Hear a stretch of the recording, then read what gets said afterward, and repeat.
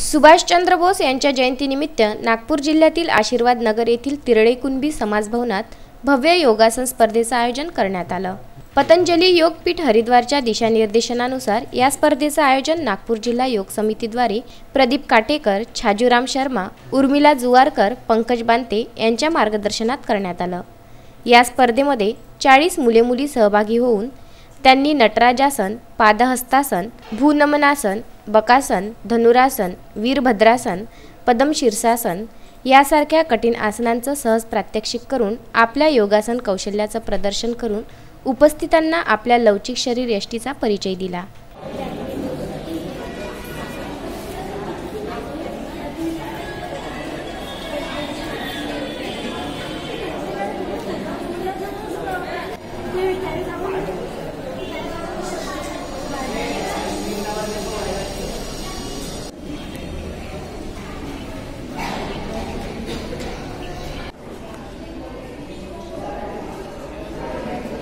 या स्पर्धेतून 9 ते 14 व 15 ते 25 या 2 वयोगटातील विजयी स्पर्धकांची राज्यस्तरीय स्पर्धेकरिता निवड करण्यात आली।